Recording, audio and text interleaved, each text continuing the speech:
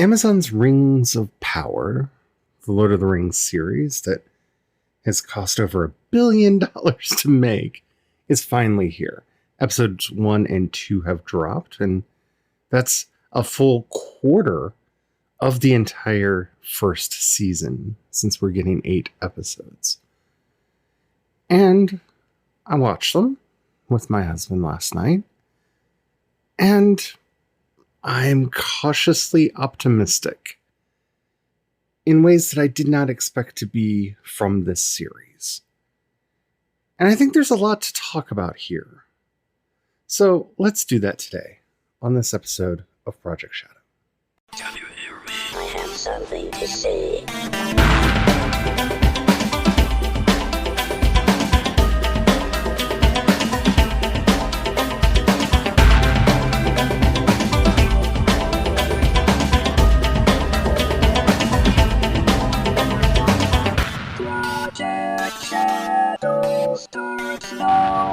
Hello everyone, how are you doing today? My name is Charlie. I'm a non-binary sci-fi fantasy writer, and I can't say how thrilled I am by The Lord of the Rings of Power, and the first 2 episodes that are out.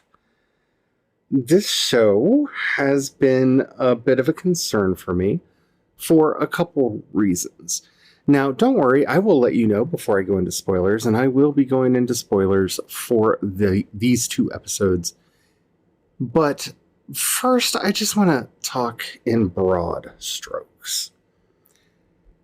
This show could have been a train wreck. And I don't mean that in that I don't trust the showrunners or that I don't think that the source material is good. I love The Lord of the Rings. I love The Hobbit. I love The Silmarillion, The Lost Tales, all of it. I'm a huge fan of Tolkien. The problem is, this production, because of weird rights issues, is problematic at best. You see, they weren't granted rights to The Silmarillion. So this story, which takes place in the Second Age of Arda, so after the war with Morgoth, but before the events of The Lord of the Rings, which that's the Third Age, that's the end of the Third Age. And these are the events leading up to that climactic battle that you see in the first few minutes of the Lord of the Rings movies by Peter Jackson. They were not given rights to what little there is in the Silmarillion about the Second Age. In fact, much to my concern, they have only been granted rights to the appendices for The Hobbit that talk about the Second Age. Now, there's not a lot written about the Second Age in general. The Silmarillion itself spends most of its time talking about the First Age and the battle with Morgoth and what led to the rise of Sauron. And it just kind of goes through very quickly the events that take us from Sauron's rise, the creation of the rings, and then we're just kind of dropped into the Third Age. And given that they only have access to the appendices, there are some things that I don't expect to see in this series that kind of breaks my heart. I don't think we're going to see the fall of Numenor, though I would love it if we did. That is one of my favorite stories in all of the Lord of the Rings and all of Tolkien's work. I do hope that we get to see Sauron the Trickster. Sauron is one of my favorite Dark Lords in the history of fantasy, and a lot of that comes from the fact that he is just a silver-tongued devil. He's able to talk his way out of so many problems, and create so many more problems based on his ability to talk his way through.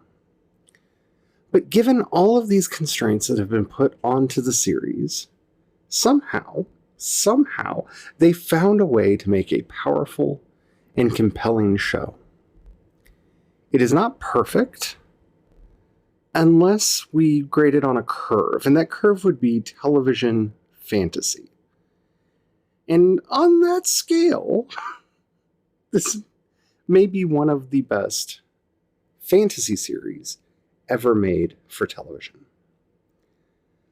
But before we get into that, I'm going to have to unpack that a little bit before we get into spoilers.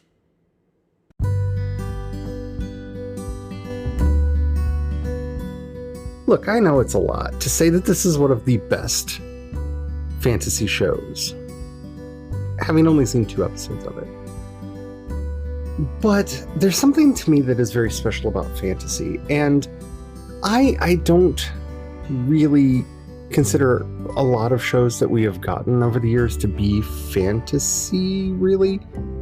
See, fantasy to me has elements of magic and mystery to it, and I've had a really hard time classifying in my head shows like Game of Thrones, for example, because that show, had dragons, may have had a little bit of magic, but it was more like, what if magic were added to a real setting? And that to me is not really fantasy. And I know a lot of people are going to be mad at me for saying that, and they're going to be calling me a gatekeeper and whatnot, but it didn't scratch my fantasy itch. I'll just say it that way. There's a certain flavor profile I want when I want a fantasy series, and Game of Thrones just didn't do that. It's like when you order something and expect chocolate and you get strawberry. It's not bad, it's just not what you ordered. This show, on the other hand, is introducing me to a bunch of characters, some of whom I know, and some of whom I know well.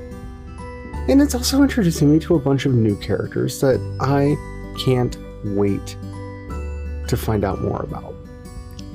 So the characters that I know are characters like Galadriel, Elrond, Celeborn.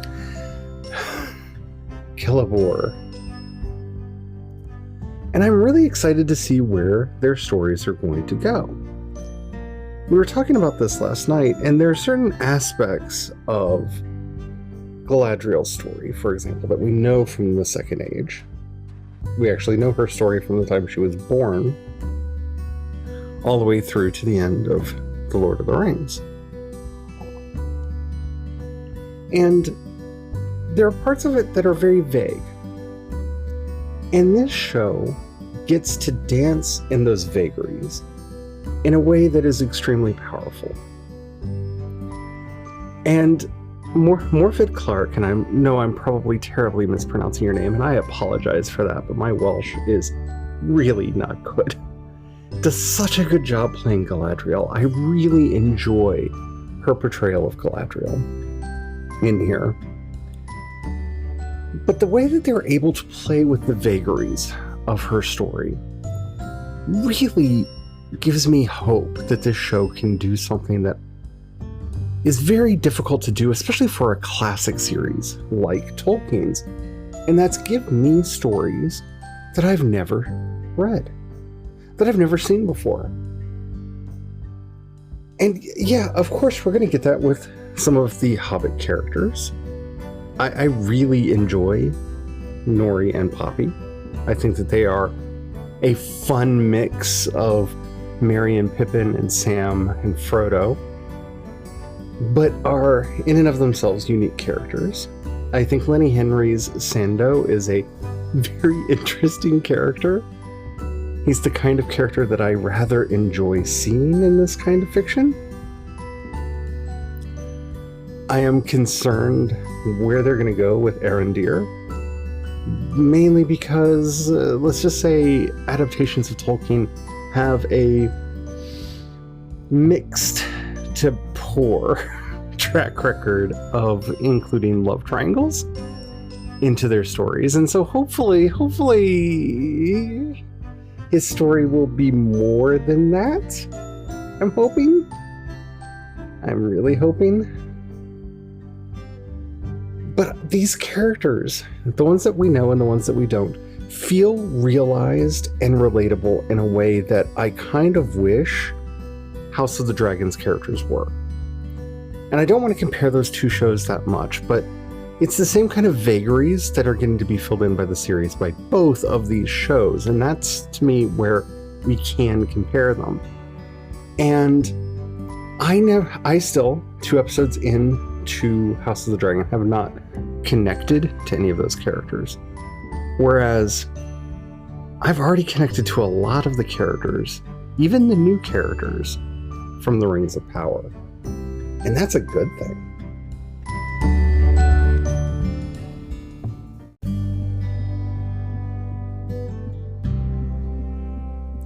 Arda is such a wonderful setting to fall into.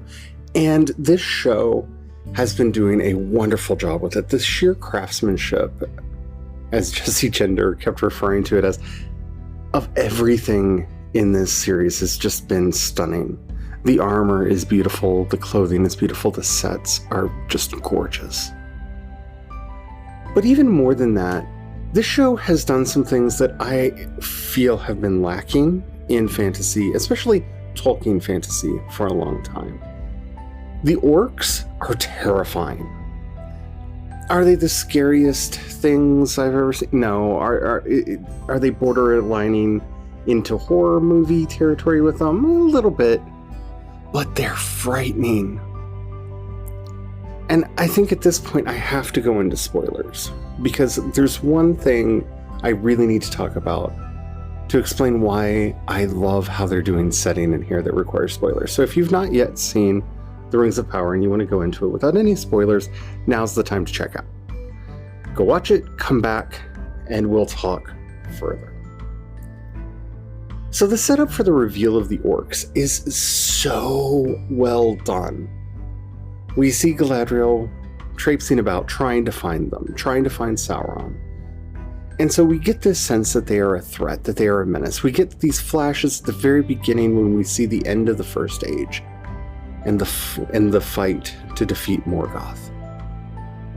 And in there we get to see dragons and all this other beautifully realized visual media. But it's not until we get to the human and elf story that, with Vilma and Arondir, that we get to the orcs. And we start hearing stories about poisoned grass. That something's happened and the fields are dying, the grazing fields are dying. And Vilma, who is a healer, I think it was Vilma. I may be wrong about the character names. I'm still learning them. Anyway, the healer, the human healer, she is brought a cow that has gotten sick after grazing in these fields, and Arondir goes to milk the cow, and this black bile comes out. And that in and of itself is just horrifying to see. And you start getting this feeling like something is really wrong. Something has gone terribly wrong in the world.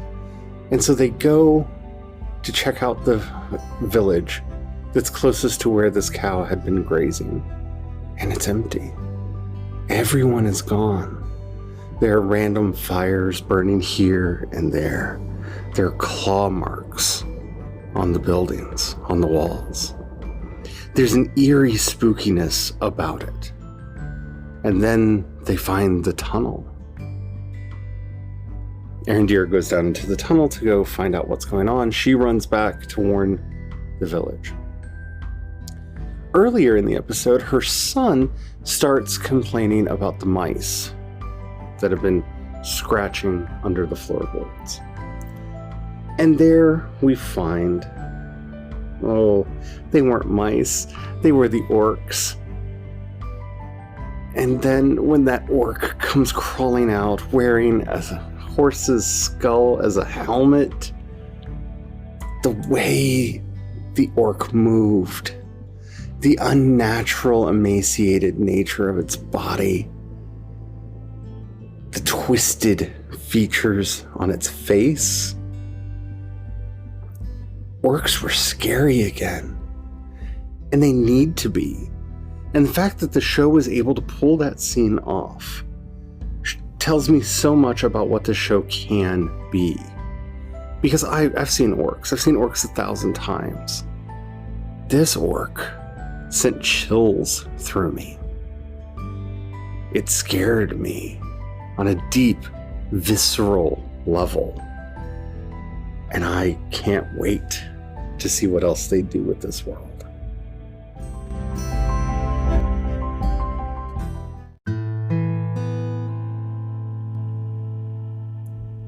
It's going to be really interesting to see how they thread the needle that they have to thread to make this show happen.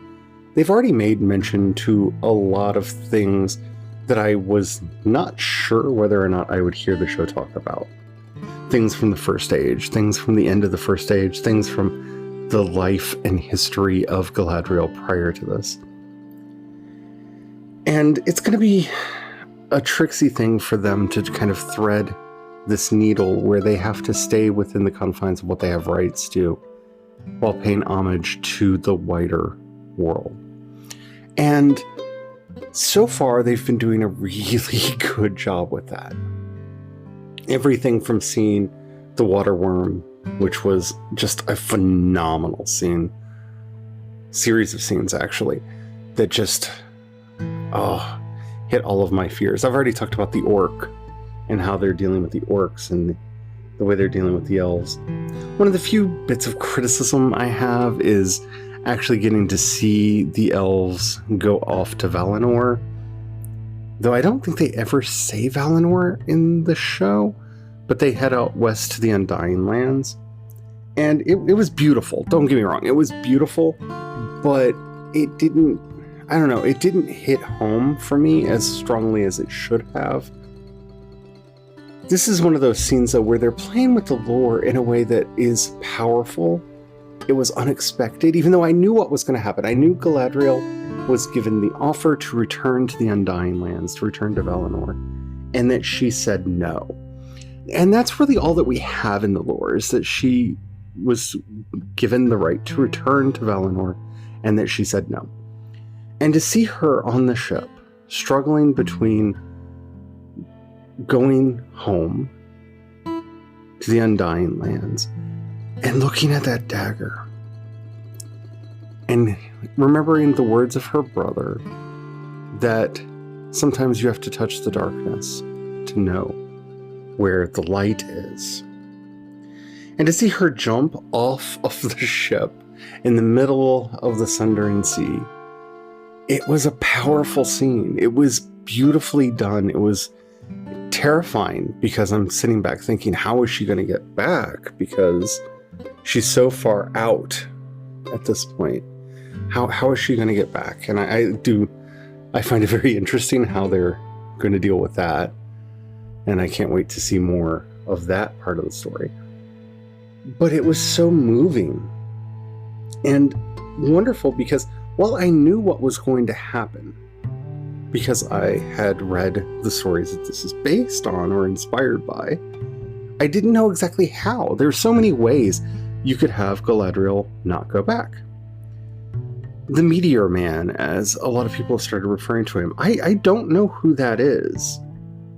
And I don't think it's Sauron. It could be Sauron. A lot of people online seem to be thinking it's Sauron. Sauron, at this point in the story, I'm not sure if Numenor has fallen yet. I'm assuming Numenor has fallen because there's been no reference to Numenor. In fact, I don't think there's been a single reference to the Duodyne at all. But I believe he should still be imprisoned in Numenor at this time. And I don't think it's Gandalf or any of the wizards, because they don't arrive on the scene until later in the basic lore. Now, this could be a wizard we've never heard of before. This could be a complete original character. And if so, I'm fine with that. I think that would be really interesting to see a wizard from before Saruman and Gandalf. I think that could be a really interesting story element for them to play with, giving them an original character that they can do whatever they want to with. But I don't know who that is, and I like not knowing. I like not knowing who the mysterious stranger is that's running around with Galadriel. I like not knowing who the Corsairs are. There's so many elements of the story that's playing outside the lore where it can. This is where I think the Hobbit stories are really interesting, because we don't know much about the Hobbits from this point in time. In fact, they're not even called halflings or hobbits yet. They're called Harfoot. And there's so much that they can do there because it's outside the scope of what we know.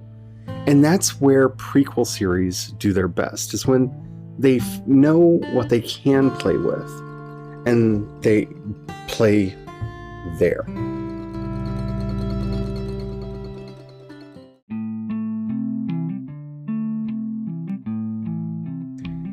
It is astounding how well the show has been put together in all of its parts and all of its components. And I know a lot of that has to do with money. And that's one of the places where this show could have been ruined, is by the sheer influx of money. The Tolkien estate required them to spend so much money in the making of this series.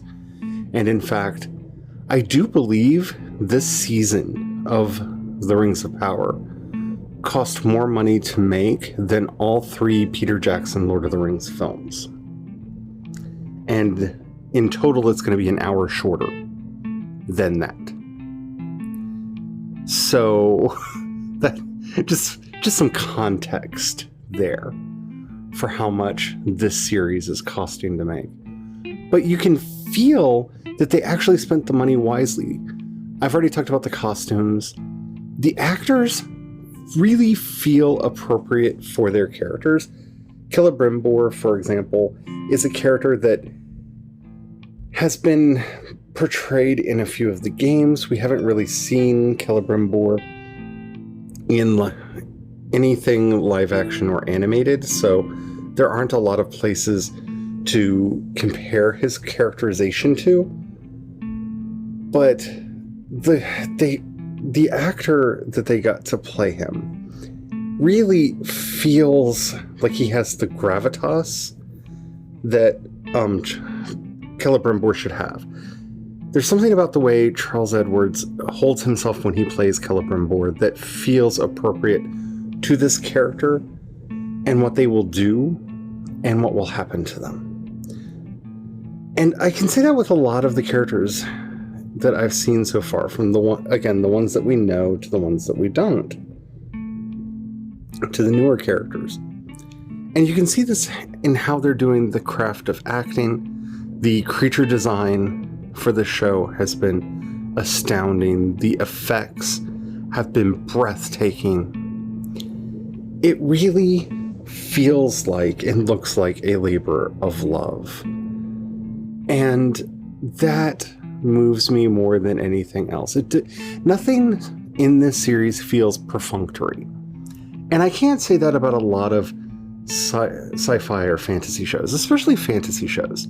I rather enjoyed the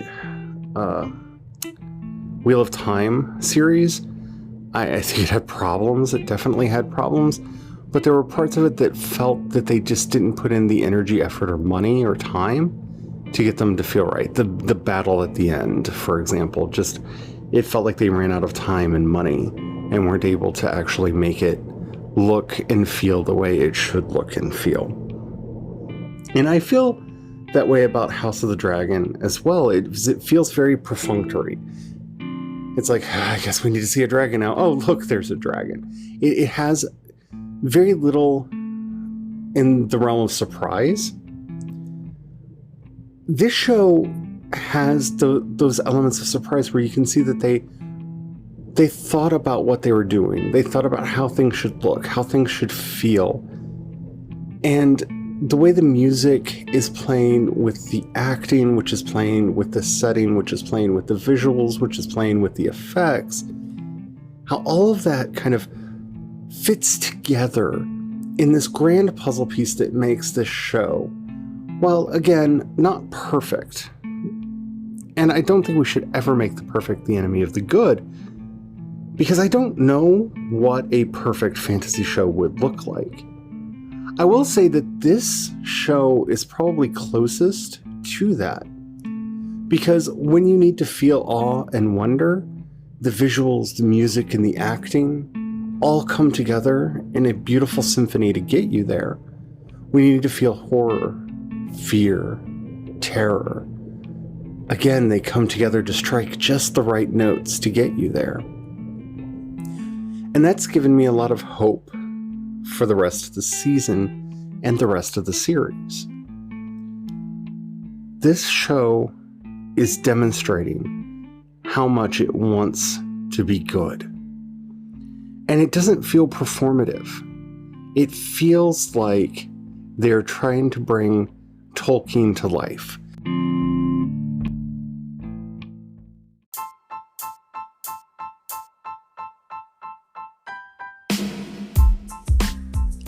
I've seen some people complain about how the dialogue feels stilted, and that brings me to my closing thoughts.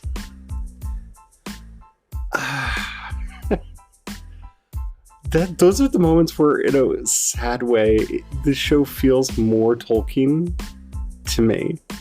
Tolkien was a very imaginative writer and created an amazing world in Arda, but his dialogue left so many things to be desired. And some of the more stilted moments in dialogue feel most Tolkien-like. And I don't mean that as an insult, but it reminds me that this is Tolkien and not a George R.R. Martin or anybody else who writes fantasy. This isn't Ursula K. Le Guin. This isn't any of the other great masters of fantasy. Because it has that kind of quality that I've come to expect from Tolkien's work. And yeah, I'm fine with that. Maybe they should have softened those Tolkien edges, and maybe some people wish that they had, but in a lot of ways, that's one of the things that really makes me feel like this show is much more Tolkien than it probably actually is. Yeah. Also, I haven't talked about Elrond and Doran because this entire episode would have just been me gushing over Elrond and Doran, but their relationship, I feel like, is probably going to be one of the things that makes at least the season of the show, if not more. I heard he won a spin-off that's just the Madcap Adventures of Elrond and Doran. I went to see their earlier adventures together. They are beautiful and wonderful. I loved seeing Khazad-dûm in its full glory and splendor. I could go talking about the show forever, and I probably will continue to talk about it, either here or on the live streams or in videos over on YouTube, because I really did enjoy it a lot. It did the one thing to me that fantasy should do, and that's take me out of the ordinary world. This is one of my pet peeves with the works of like George R.R. Martin and even some of the Jim Butcher fantasy stories is, while I'm not opposed to having a certain level of realism in my fantasy to me is the genre that I go to when I want to go to somewhere new, somewhere different, somewhere amazingly different, strange, bizarre, weird even. And if it feels too much like our world, too much of the ordinary, then it doesn't scratch that itch for me. It doesn't get me to the place that I want to go. And this show, so far at least, in these first 2 episodes, has taken me to Arda, and it feels like Arda. It feels like the world I fell in love with when I first read the books when I was just a child, that I fell in love with all over again when Peter Jackson took us there in the Lord of the Rings trilogy. and I can't wait to see where they go from here. If you haven't watched it yet and you listen through all of this, I tried to be very measured in my spoilers because I really, really want everyone to see this show. Because I want more fantasy like this. I want a Wizard of Earthsea like this. I want them to take lessons from this show and put them into the Wheel of Time series. I want a Dragonlance series done with this much care and concern. So much that I want. What did you think? Let me know. I would love to hear from you. You can hit me up on social media. I am C Dorset everywhere. And just let me know what more you want me to talk about, because there's a lot that I could talk about. With this being a premiere, I really wanted to focus in on the basics. But yeah, let me know. Until next time, don't forget to have the fun. Bye.